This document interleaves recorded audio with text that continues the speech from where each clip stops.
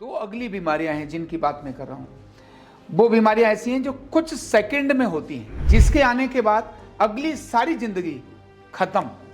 और उनमें से दो बड़ी बीमारियां हैं, वो है रेमोटेड आर्थराइटिस जिसको बोलते हैं RA, और दूसरा है मंदबुद्धि बच्चे। यानी एक महिला की सारी जिंदगी खत्म हो जाती है उस बालक के मंदबुद्धि, जैसे उसको पता चलता है कि मेरा बालक तो अभी मेंटली रिटार्टेड हो गया।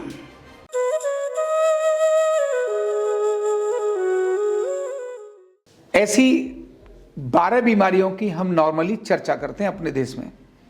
बेरोजगारी की तो बात करते ही हैं, लेकिन जब बीमारी की बात करते हैं तो कैंसर की और बाकी पैरालिसिस की हम इनकी चर्चा नहीं करते।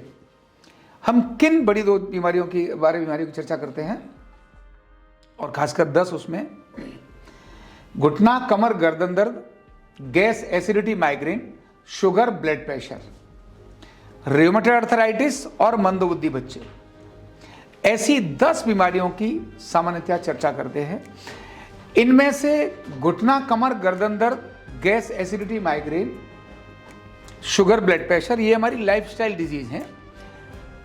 ये कोई एक इंसिडेंट से नहीं आती, कंटिन्यू जब कुछ घटनाएं होती रहती हैं ये उसके बाद हमारे साथ डेवलप होती हैं। लेकिन इनके बाद जो दो अगली बीमारियां हैं जिनकी बात मैं कर रहा हूं, वो बीमारियां ऐसी हैं जो कुछ सेकंड में होती हैं, और उन सेकंड को अगर पता हो जाए तो हम उन सेकंड से बचा सकते हैं उसको, जो उस भी, और वो ऐसी है जिसके आने के बाद अगली सारी जिंदगी खत्म, न केवल उस व्यक्ति की, इवन पूरे परिवार की।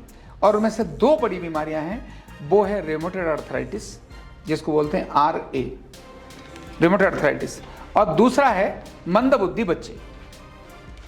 ये मंदबुद्धि बच्चा महीनों में नहीं होता, वो एक पल होता है, वो अगले केवल 5 ही मिनट होते हैं, जिस 5 मिनट के अंदर बच्चा परमानेंट फिजिकल एंड मेंटल, या अकेला फिजिकल डैमेज हो जाता है। वो 5 मिनट है जिसके प्रति लोगों को जागरूक करने की जरूरत है। जिसके घर में एक बालक मंदबुद्धि हो गया, उस मां की मानसिक स्थिति की कल्पना करना असंभव है, जिसके घर में बालक मंदबुद्धि हो गया। अगला बच्चा पैदा करने की इच्छा खत्म, सारे सुख आनंद जितना भी उसके पास हो सभी उसके उस पल से खत्म। वो जीती तो है, लेकिन उनका सारा जीवन का उद्देश्य केवल उस बालक की चिंता, उस बालक का आरोग्य, उस बालक का भविष्य, सारा सिमट कर केवल उस बालक पर आ जाता है। यानी एक महिला की सारी जिंदगी खत्म हो जाती है उस बालक के मंदबुद्धि, जैसे उसको पता चलता है कि मेरा बालक तो अभी मेंटली रिटार्टेड हो गया, अब ये भविष्य कभी चलेगा नहीं। और पैदा होने के साल भर के अंदर ये सारी घटना पता चल जाती है कि बालक के डेवलप नहीं हो रहा है, डिले माइलस्टोन हो रहे हैं। उसकी सारी रोज की दिनचर्या वो कभी फिजियोथेरेपी के लिए लेकर जाएगी, कभी ऑक्यूपेशनल थेरेपी के लेकर जाएगी, कहीं स्पीच थेरेपी के लिए लेकर जाएगी। सुबह से लेकर शाम तक उसकी सारी दिनचर्या सिर्फ उसके आसपास रहती है, और उसके मन में एक ही रहता है, क्योंकि बालक हुआ है ना, उसका भविष्य क्या होगा, मेरे जाने के बाद इसका क्या होगा, इसकी कौन चिंता करेगा, कौन देखेगा। ये प्रकट नहीं करती, पर उसके दिमाग में 99% सिर्फ यही थॉट्स रहते हैं जिसके बारे में हम सोच नहीं सकते। अच्छा, इस महिला का ही केवल नहीं, उसका पूरा परिवार उसके आसपास व्यथित हो जाता है। तो एक वो बालक पैदा हुआ है, उसकी मां, उसके पिता तो उसके साथ हो ही जाते हैं, लाखों रुपए उनका बर्बाद हो ही जाता है, साथ ही साथ पूरा परिवार भी उसमें इन्वॉल्व होता है, और परिवार के अलावा वो समाज पर भी एक बहुत बड़ा वजन के रूप में आ जाता है।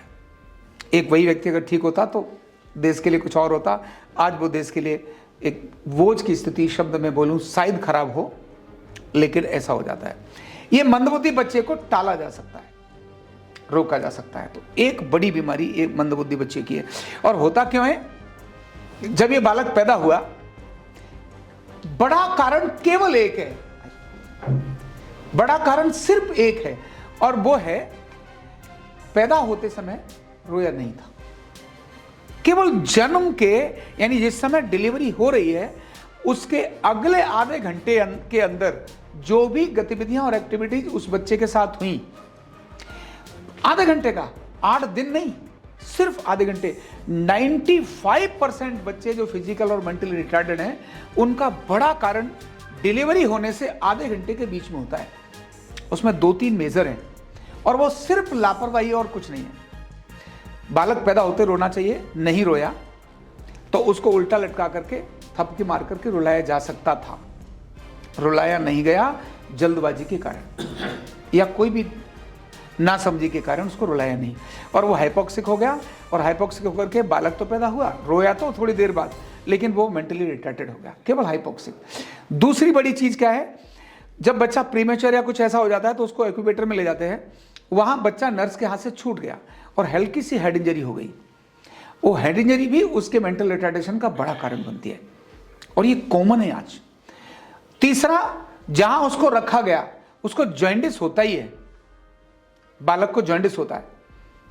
आज हॉस्पिटल में होने वाले तो सभी बच्चों को जॉइंटिस होता ही है, लेकिन ये पता नहीं हमें लोगों को कि जॉइंटिस होने के बाद जॉइंटिस तो ठीक हो गया उस मशीन में रखने से या जो भी करने से, लेकिन उसके लीवर का मेटाफिजिकल जो सिस्टम है वो बिगड़ गया और जिंदगी भर वो बालक इमोशनल डिस्टर्ब रहता है। इसीलिए आज अधिकांश बच्चे जो स्कूल में पढ़ते हैं, टॉलरेंस अगर उनका देखें तो 0 है। उसमें बड़ा कारण है वो केवल उस बच्चे के पैदा होने के समय की चूक।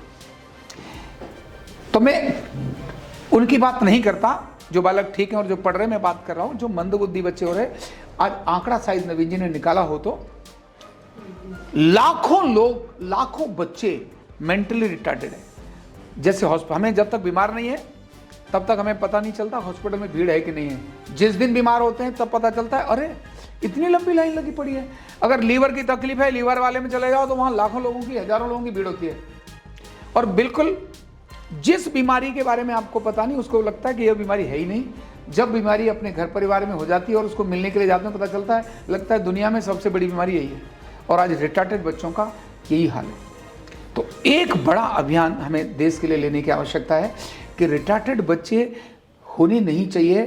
केवल अवेयरनेस, उस माँ को पता हो, उस महिला, उस लड़की को पता हो जिसकी अभी अभी शादी हुई है और बालक होने वाला, अगर उसको पता है कि मेरा पैदा होते समय बालक चाहे हॉस्पिटल में हो रहा है, मैं डॉक्टर को बोल करूंगी कि डॉक्टर साहब प्लीज मेरे बच्चे को रोना जरूरी है, अगर न रोए तो प्लीज थपकी मारना, क्योंकि आधे घंटे तो वो भी बेहोश में इधर उधर रहती है, उसको भी ख्याल नहीं रहता दर्दों के कारण से। फैमिली मेंबर्स को भी पता हो कि ये काम किया जाना बहुत आवश्यक है। अगर उसने पहले से डॉक्टर को बात कर ली कि मेरा बच्चा रोना चाहिए, एक सेंटेंस बोलना है नर्स को और डॉक्टर को, तो हम एक बड़ी तादाद में जो बालक मंदबुद्धि होने वाले हैं उनको रोक सकते हैं। बड़ा एक कारण है। कंधा दर्द, गर्दन दर्द, कमर दर्द, गैस, एसिडिटी, माइग्रेन बहुत सारे रहते हैं, और अगर घुटनों की बीमारी आ गई तो एक एक कदम पहाड़ जैसे लगने लगता है और जिंदगी बोझ बन जाती है। बीमारी की कोई उम्र नहीं है। आरोग्य पीठ लाया है बिना दवा, बिना साइड इफेक्ट के इतनी भयंकर बीमारियों को रिवर्स करने का जबरदस्त तरीका, वेलनेस न्यूरोथेरेपी। तो देर किस बात की, अभी फोन उठाओ, कॉल करो और अपने रोगों से, अपनी बीमारियों से परमानेंट छुटकारा पाओ।